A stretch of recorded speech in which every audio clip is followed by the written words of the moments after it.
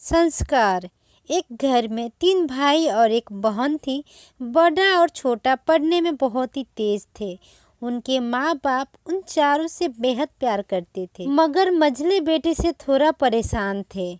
बड़ा बेटा पढ़ लिख कर डॉक्टर बन गया, छोटा भी पढ़ लिख कर इंजीनियर बन गया, मगर मझला बिल्कुल आवारा और गंवार बन के ही रह गया। सबकी शादी हो गई। बहन और मझले को छोड़ दोनों भाइयों ने मैरिज की थी। बहन की शादी भी अच्छे घराने में हुई थी। आखिर भाई सब डॉक्टर इंजीनियर जो थे। अब मझले को कोई लड़की नहीं मिल रही थी। बाप भी परेशान, माँ भी।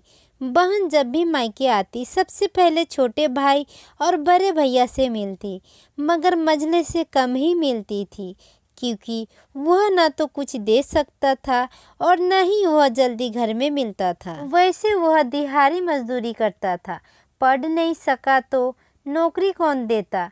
मझले की शादी किए बिना बाप गुजर गए।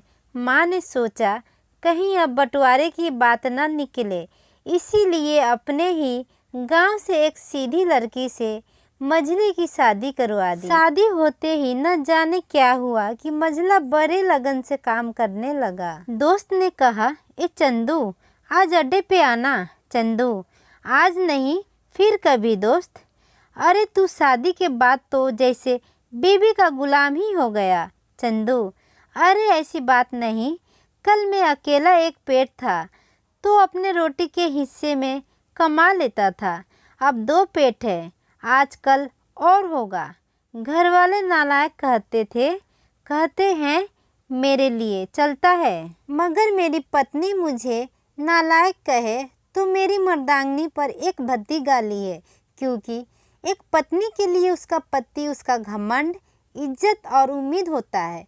उसके घर वालों ने भी तो मुझ पर भरोसा करके ही तो अपनी बेटी दी होगी, फिर उनका भरोसा कैसे तोड़ सकता हूँ।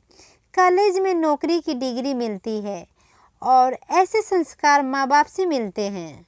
इधर घर पे बड़ा और छोटा भाई और उनकी पत्नियाँ मिलकर आपस में फैसला करते हैं कि जायदाद का बंटवारा हो जाए, क्योंकि हम दोनों लाखों कमाते हैं मगर मझला नाक के बराबर कमाता है। ऐसा नहीं होगा। माँ के लाख मना करने पर भी बंटवारा की तारीख तय होती है। बहन भी आ जाती है, मगर चंदू है कि काम पे निकलने के बाहर आता है। उसके दोनों भाई उसको पकड़कर भीतर लाकर बोलते हैं कि आज तो रुक जा, बंटवारा कर ही लेते हैं। वकील कहता है ऐसा नहीं होता, साइन करना पड़ता है। चंदू, तुम लोग बंटवारा करो, मेरे हिस्से में जो देना है दे देना, मैं शाम को आकर अपना बड़ा सा अंगूठा चिपका दूंगा पेपर पर। बहन, अरे बेवकूफ़, तू गवार का गवार ही रहेगा। तेरी किस्मत अच्छी है कि तू इतनी अच्छे भाई और भैया मिले। माँ, अरे चंदू, आज रुक जा। बंटवारे में कुल 10 बीघा जमीन में दोनों भाई 5-5 रख लेते हैं और चंदू को पुश्तैनी घर छोड़ देते हैं। तभी चंदू जोर से चिल्लाता है, अरे फिर हमारी छुटकी का हिस्सा कौन सा है।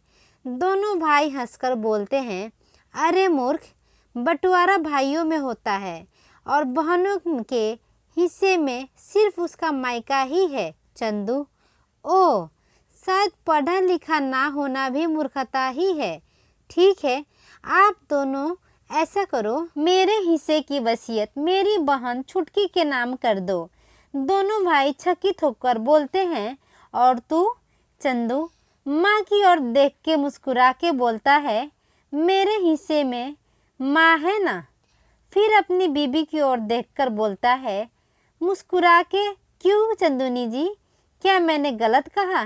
चंदूनी जी अपनी सास से लिपट कर कहती हैं, इससे बड़ी वसीयत क्या होगी मेरे लिए कि मुझे माँ जैसी सासू मिली और बाप जैसा ख्याल रखने वाला पति।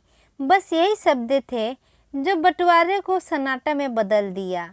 बहन दौड़कर अपने गवार भैया से गले लगकर रोते हुए कहती है कि माफ़ कर दो भैया मुझे, क्योंकि मैं समझ न सकी आपको। चंदू, इस घर में तेरा भी उतना ही अधिकार है जितना हम सभी का। बहुओं को जलाने की हिम्मत किसी में नहीं, मगर फिर भी जलाई जाती है, क्योंकि शादी के बाद हर भाई हर बाप उसे पराया समझने लगते हैं। मगर मेरे लिए तुम सब बहुत अजीज हो, चाहे पास रहो या दूर। माँ का चुनाव इसलिए किया ताकि तुम सब हमेशा मुझे याद आओ, क्योंकि ये वही कोख है जहाँ हमने साथ साथ 9 महीने गुजारे। माँ के साथ तुम्हारी यादों को भी मैं रख रहा हूँ। दोनों भाई दौड़कर मजलिस से गले मिलकर रोते रोते कहते हैं, आज तो तू सचमुच का बाबा लग रहा है। सबकी आंखों में पानी ही पानी, सब एक साथ फिर से रहने लगते हैं। आशा करती हूँ यह छोटी सी कहानी आपको पसंद आई होगी। पसंद आई होगी तो लाइक सब्सक्राइब शेयर ज़रूर कीजिएगा, और इस कहानी पे आपकी क्या राय है हमें कमेंट बॉक्स में ज़रूर बताइएगा। अच्छे रहिए, स्वस्थ रहिए। जय हिंद, जय भारत।